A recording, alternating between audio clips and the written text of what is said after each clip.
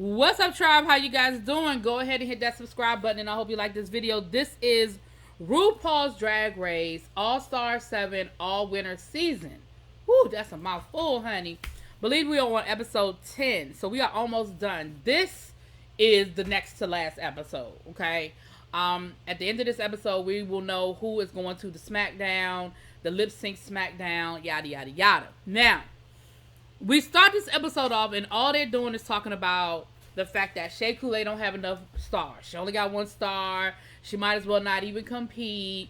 Yada, yada, yada. And like I said in my last video, I knew the setup was coming. I felt it. I knew it.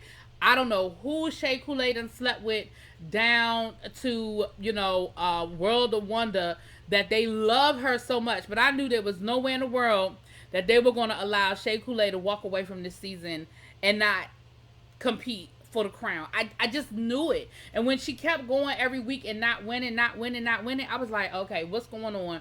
I said, they're going to throw a twist in here. They're going to give us a 2-for-1. They're going to do something because they got to put Shea Coulee in the top somewhere. I knew it, which is frustrating to me, and I don't like it because it just makes me feel some kind of way about production. I'm just going to go ahead and be honest about that.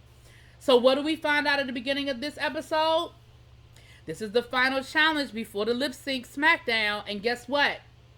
It's not worth 1 star. It's not worth 2 stars. It's worth 3 stars. So if Shea Coulee wins, all of a sudden she goes from the bottom to the finale.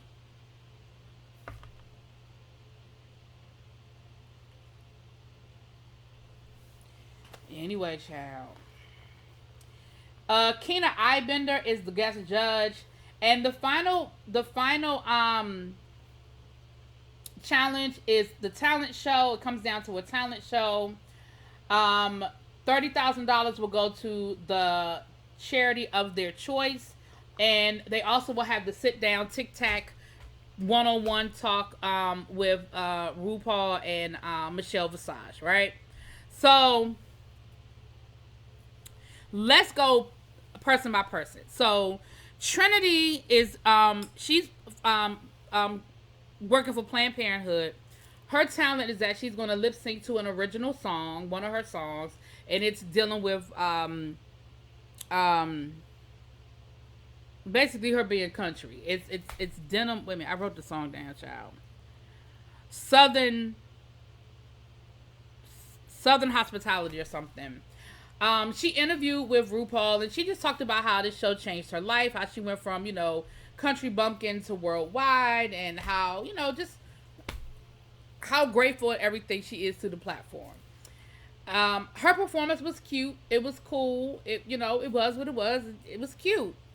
The Vivian talked about, again, the just being over in America and just the difference in her humor, which is very Brit humor, and how, doesn't always translate well to American humor, and how that's been something she's, dealt with or whatever.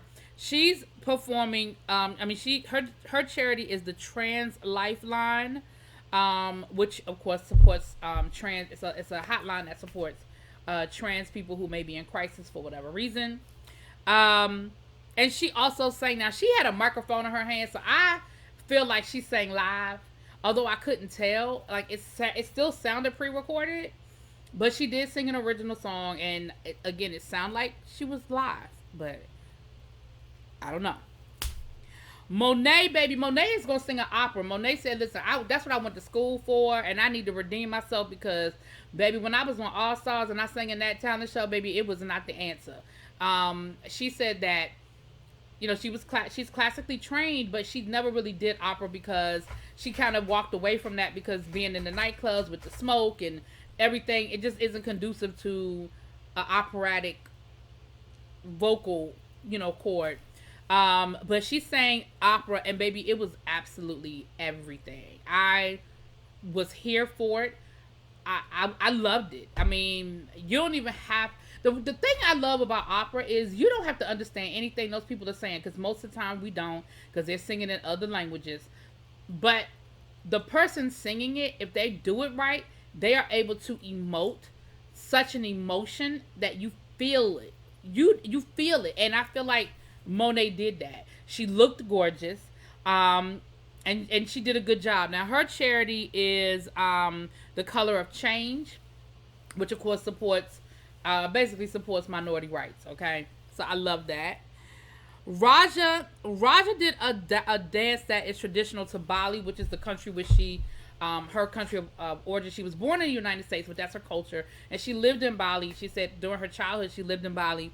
Now the dance that she's performing is a dance that could be performed by men and women. And what we found out at the end is she got very emotional because this was her father's favorite dance, and she was very emotional standing on the stage at the end, saying how she could feel her father in that moment. And she is also her charity is also Trans Equality, which is also a organization that supports trans people. Evie Oddly, she's hers is gonna be the National Coalition for Domestic Violence because, and I think she's told this story before, how her mom was a victim of domestic violence and how he also took on some of the abuse to try to alleviate his mom from that.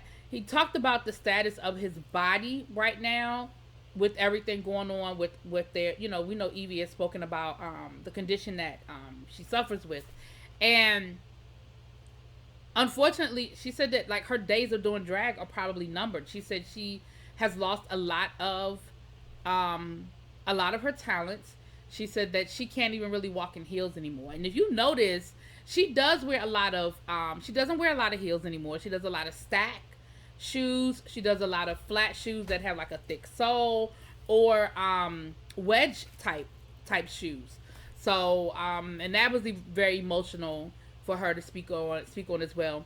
She performed an original song and did a really good job. She gave us a lot of flips and contorting, gave us that Evie Oddly weird, but she looked gorgeous, very traditional, other than the fact that she was flat chested, child. But she had, a short pixie wig, and the makeup was cute. She just had on like this cute little pantsuit with what they call it, a band. It's not a bandana, but it's a band something just around where breasts should go. And so it was a good performance for her. I thought it was a good performance for her. Shea Coulee is singing. She's doing for Poverty Project, and her said, it's a cross between like Janet Jackson, and her performance looked straight out of Nasty. It looked just like she was performing. I mean, that's not the song she was performing, but it looked like Nasty, but it was a great performance from her. It was a good performance. I didn't think it was as good as the judges thought, but we'll get there, child. And then we had Jada again. I'm sorry, Jinx. Jinx talked about being sober and how she's 2 years sober, and of course, Rue talked about the fact that Jinx is 4 years sober, and Rue was talking about the fact that she's celebrating 22 years. It's vice versa, either 24 years and 20 whatever, a lot of years. And Rue got emotional and was crying and talking about she knows she wouldn't be where she is if she had never gotten sober.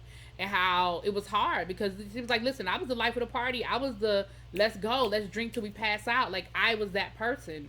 And listen, it's hard. And she said, so, it takes a lot. And especially to continue to stay in that environment of nightclubs where you're drinking and people are throwing drinks at you and buying you drinks. And, and drugs just being abundant, so it's definitely hard to be sober and stay in that environment, that's why it's so hard for like musicians and stuff, because it's so abundant. You want to be sober, but of course you have to make a living, and it's what you love. So and her charity was Black Visions Connection, and of course that was to support again black folk.